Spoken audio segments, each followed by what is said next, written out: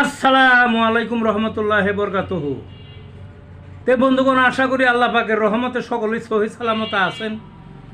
তে কবি Gazi Akkas Ali YouTube channel 017140885009 এর পক্ষ থেকে আপনাদের সকলের প্রতি রইল একান্ত আন্তরিক শুভেচ্ছা ভালোবাসা। তে বন্ধুগণ, এখন আপনাদের সামনে যে বয়ানটা রাখবার চেষ্টা করব, বয়ানটার নাম হলো গণতন্ত্রের ক্লাস নং 1। তা আমাদের দেশে বা তৃতীয় বিশ্বের যে দেশগুলো, এই সমস্ত দেশে গণতন্ত্র বুঝে না মানে ওই এই সমস্ত দেশের যে জনগণ আছে, জনসাধারণ, এরাই বুঝে না। সেই সুযোগে স্বৈরতন্ত্র সহজে কায়েম হয়ে যায়। সেই জন্য মনে করছি এর উপর একটু ক্লাস নেওয়া দরকার। আজকে প্রথম ক্লাস। কি ক্লাসটার নাম? গণতন্ত্রের ক্লাস নং 1। যা হোক, শুরু করা যাক আমার বয়ান। গণতান্ত্রিক চর্চা করতে হলে যে কোনো গণতান্ত্রিক দেশে কমপক্ষে 2টা গণতান্ত্রিক দল থাকতে হবে। ফুটবলের যে মাঠ আছে, মাঠে যেমন খেলা হবে, এক পাশে 11 জন প্লেয়ার, আর এক পাশে একজনও নাই, তাইলে কি আর খেলা হয় না। সে আরেক পাশে তখন অশুভ মানে বহিরাগত বা খারাপ কিছু একটা দল উৎপত্তি হওয়ার কথা, তবেই না খেলা হবে।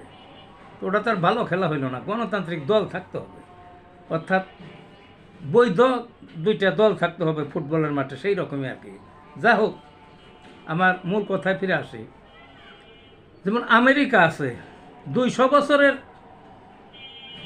গণতান্ত্রিক বৈশিষ্ট্য। এই যে স্বাধীন হয়েছে, 200 বছরও পেরিয়ে গেছে।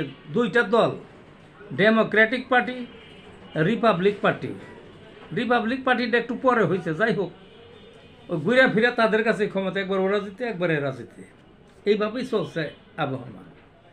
ইংল্যান্ড, ওটার ঐতিহ্য আরও বেশি, গণতান্ত্রিক ঐতিহ্য। ওখানেও কনজারভেটিভ পার্টি, লেবার পার্টি, ওই ঘুরে ফিরে তারাই রয়েছে। আমেরিকার চেয়েও আগের থেকে রয়েছে। আপনার গণতন্ত্রের যে উদ্ভব হয়েছে, মহামতি যে প্রবর্তক অ্যারিস্টটল, গ্রিস দেশ, সেখানেও মূলত 2টা পার্টি। এরকম ইউরোপের প্রত্যেকটা কান্ট্রি। তারপর আমাদের এইদিকে ধরেন আপনার জাপান আছে, তারপরে অস্ট্রেলিয়া আছে,